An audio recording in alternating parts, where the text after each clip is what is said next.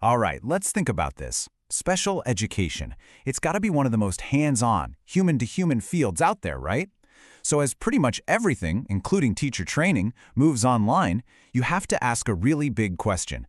Can you actually learn to connect with students through a computer screen? Today, we're going to dig into that. We're looking at the digital evolution of special ed to figure out once and for all if online training is really worth it. Okay, first things first, we need to get a clear picture of the modern classroom. Because, let's be real, technology isn't just some add-on anymore. It's not just a nice to have.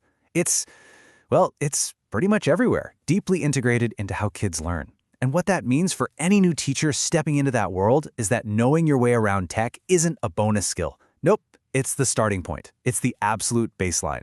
So this brings us to you. If you're someone who's passionate about this, who wants to become a special education teacher, you've got a huge decision on your hands. I mean, there are so many digital programs out there now. The big question is an online degree really the right way to go? Will it actually prepare you for the very real and unique challenges of this incredibly important job?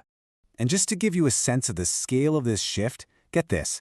A staggering 75% of K-12 schools in the U.S. are now on a one-to-one device model. That means a device for every single student.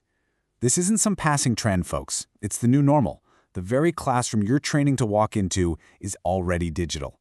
And that, right there, makes this whole question about online training, well, it makes it even more complicated, doesn't it? Okay, so with that digital world as our backdrop, let's dive into the pro column. Let's build the case for all those clicks.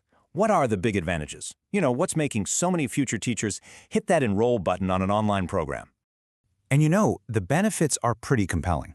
I mean, first off, you've got flexibility. You can learn around your job, your family, your life. Then there's accessibility. Suddenly, top programs are available to you no matter where you live. A huge one is cost, and trust me, we'll see in a second how that can be a total game changer. And finally, you have all these diverse specializations. You can focus on something specific, like autism spectrum disorders, right from day one.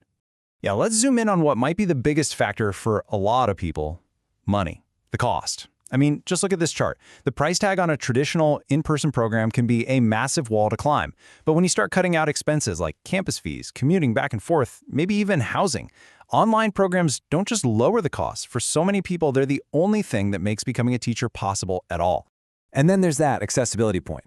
Just picture this for a second. You live in a rural area, and the nearest university is hours away. In the past, what were your options? Probably not many. But now you can get into a top-tier program from hundreds of miles away, right from your living room.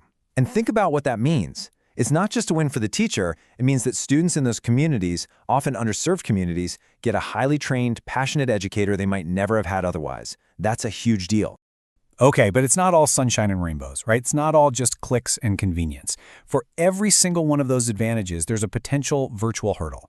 So now, it's time for a reality check.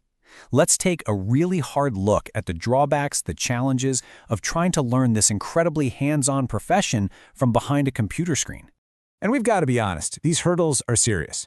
For starters, the big one, a potential lack of hands-on practice. I mean, really think about it. Can you truly learn how to manage a real-time behavioral crisis if you've never actually been in that classroom environment? Then there's the digital divide, which is a two-way street that can affect both you and your future students. After that, there's mentorship. It's so much harder to just stumble upon a great mentor organically online.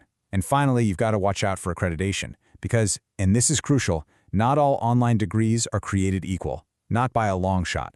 So let's pause and define that term for a second, because it's so important. The digital divide, it's not just about having slow Wi-Fi. It's much deeper. It's a real gap in access, in resources, and in digital literacy. It could affect your ability to even finish an online program. And I can guarantee you, it is a reality you will face every single day with your own students. And really, this quote from a veteran educator just nails it. It says, "You can't learn to manage the complex dynamics of a special education classroom from behind a computer screen." At its core, special education is just so deeply human. It's about the little things, reading nonverbal cues, knowing how to handle a tough situation, building real trust with a student. Those are skills you learn, by doing, by being there, in person. So it's totally fair to ask, how well can a purely online program possibly replicate that? Okay, so we've laid out the good and the bad, the pros and the cons. So what does this all mean for you, the person who wants to be a teacher? Well, it means it's time to shift gears. We're moving from just analyzing the problem to taking action. We need a framework to help you make the right choice for you. Look, if you're even thinking about an online program, you basically have to become an investigator. You need to put on your detective hat and ask these three absolutely non-negotiable questions. Number one, is it properly accredited? This is a must for your license. End of story. Number two, what are the in-person requirements? How much real, hands-on classroom time is baked into the program? A good one will have a ton of it. And number three, how are you going to find a mentor? What systems does the program actually have in place to connect you with experienced pros? All right, as we start to bring this all together, it becomes pretty clear that maybe this whole debate isn't about picking a side. Maybe the future of teacher training, especially for a field as complex and dynamic as special ed, maybe it's not a simple online versus offline choice at all. So, what's the verdict? What's our big takeaway here? It's this. The most effective training probably isn't about throwing out technology or abandoning traditional classrooms. It's about finding a smart, thoughtful blend of the two. It's about using those digital tools for what they're great at, flexibility, coursework, theory, while making sure we protect and prioritize mandatory, high-quality in-person time. The moments where that real human connection happens. And that leaves us with a final, really interesting question. What if the best teacher training isn't online or offline? What if it's a seamless fusion of both? A true hybrid model that uses technology for the book smarts so we can save our most valuable resource, our time, for the hands-on, human stuff. Maybe that is the real digital evolution. Maybe that's the future of teaching.